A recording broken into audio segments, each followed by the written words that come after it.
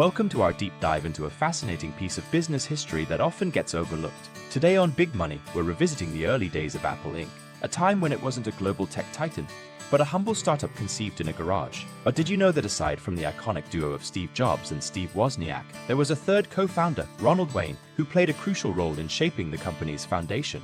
You might be wondering why we haven't heard much about Wayne. That's because he sold his 10% stake in Apple for a mere $800 in 1976, a decision that with the power of hindsight cost him a potential fortune estimated at around $95 billion today. But why did Wayne leave?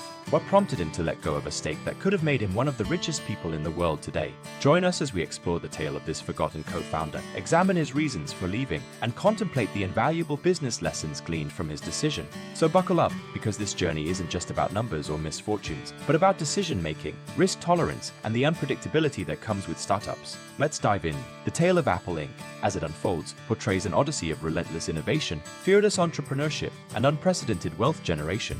It is a chronicle dominated by two iconic figures, Steve Jobs and Steve Wozniak. However, behind the glare of this well-publicized account hides an overlooked character, the often forgotten third co-founder of Apple, Ronald Wayne. This video aims to shed light on Wayne's brief stint at Apple and his exit from the company, often dubbed as the $95 billion mistake. In the year 1976, when technology was beginning its sweeping transformation of society, the nascent stage of Apple Inc. was being set by three men: Steve Jobs, a man with an unyielding vision of the future; Steve Wozniak, a technical maestro with an uncanny ability to turn dreams into reality; and Ronald Wayne, a seasoned industry veteran providing a much-needed sense of perspective and practicality. Aged 42, Wayne had nearly 2 decades on his partners, both in age and in professional experience. An engineer at Atari, Wayne had established a reputation for being a level-headed and pragmatic professional. Jobs, recognizing the need for such influence on their ambitious project, brought Wayne on board to serve as the adult supervision over the reckless enthusiasm of two young entrepreneurs. Wayne's first substantial contribution to the infant Apple was the drafting of the partnership agreement. He also designed the company's first logo, a detailed illustration depicting Isaac Newton under an apple tree, a logo which has since been. Only 12 days into the existence of Apple Inc., Wayne took a decision that would shape the rest of his life and etch him into the annals of technology history. He sold his 10% stake in the fledgling company for a paltry $800. A later settlement added $1,500 to his pocket, bringing his total proceeds from the sale to a modest $2,300. This choice, now widely recognized as an unfortunate miscalculation, could have netted him an estimated $95 billion, considering Apple's current market capitalization, the dilution effects of various fundraising rounds, and the factoring in of the numerous stock splits that have occurred in Apple's storied history. However, Wayne's decision, while baffling from the current perspective, was not made lightly. His previous business venture, a slot machine company, had collapsed under financial strain, leaving him with hefty debts and a traumatic experience of failure. When he co-founded Apple, he had significant personal assets that could be targeted by creditors should the company go bankrupt, making him a potential financial scapegoat.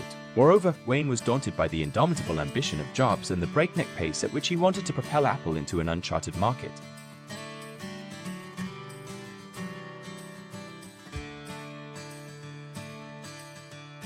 Consequently, he made a decision to sell his stake and relieve himself from any future financial liability associated with Apple's business. In the present day, with Apple Inc. standing tall as a globally recognized symbol of technological excellence and financial success, Wayne's decision is easily labeled as a $95 billion mistake.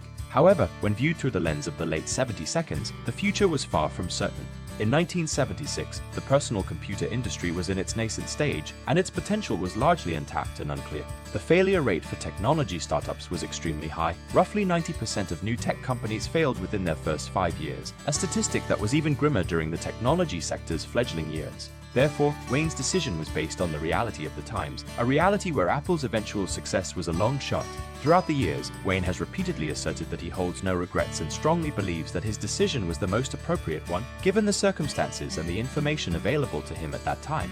Despite the astronomical fortune he missed out on, Wayne stands firm in his belief that he made the best decision for his personal circumstances. Wayne has often stated that he saw himself becoming marginalized within the company as it grew, once mentioning, "I would wind up in the documentation department shuffling papers for the next 20 years, indicating his discontent with the projected future within Apple. The tale of Ronald Wayne is often viewed as a story of missed opportunities, but it harbors much more profound insights into the complex dynamics of startups and decision-making in an uncertain business environment. Startups are inherently fraught with risks, and while the potential returns can be astronomical, they are far from guaranteed. Wayne's decision underlines the critical role of risk tolerance in making business decisions. His risk tolerance was low, influenced by his previous experiences and the potential financial implications of another failure. His choice to sell his stake was a clear reflection of his decision to prioritize personal financial security over potential future gains. Wayne's story also underscores the role of the human element in business. Decisions are not merely influenced by cold, hard financial data, but also significantly impacted by personal circumstances, experiences, and attitudes. Some may argue that Wayne allowed his past to dictate his future, while others may contend that he made a sensible decision based on the situation. This raises an interesting phenomenon known as the hindsight bias. It's easy to judge past decisions with the knowledge of the present, but in the moment of decision-making, the future is inherently uncertain. Therefore, what seems like a clear mistake in hindsight may well have been a prudent choice given the information and context available at the time. Ronald Wayne's brief involvement with Apple Inc. will forever be remembered as a cautionary tale in the world of business and technology. However, his $95 billion mistake serves as much more than a mere spectacle of missed opportunity. Wayne's decision was not just a calculated financial move, it was a personal decision to prioritize his financial stability and peace of mind. It provides a stark reminder that business, at its core, is a deeply human endeavor, one that is influenced by personalities, individual risk tolerances, and life circumstances as much as by market conditions and financial considerations. Wayne's decision, while costing him unimaginable wealth, allowed him to maintain the lifestyle and peace of mind that he desired, reminding us that the value of personal contentment often transcends the allure of financial gain. As we delve into the saga of the $95 billion mistake, we should remember that Ronald Wayne's legacy is not merely about regret over a misfortune.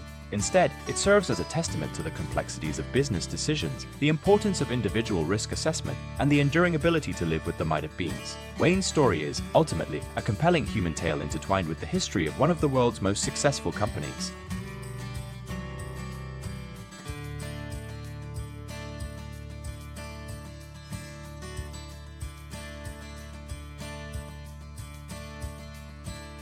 It transcends the typical narrative of missed opportunities and offers valuable lessons about the interplay of personal experiences and business decisions, the essence of risk tolerance, and the inherent unpredictability of startups. Above all, Wayne's story is a reminder that in business, like in life, decisions are often a balance between potential gains and the assurance of stability and peace of mind. If you've enjoyed delving into this fascinating chapter of Apple's history and gained some insights into the complex world of business decision-making, we invite you to explore more such stories with us.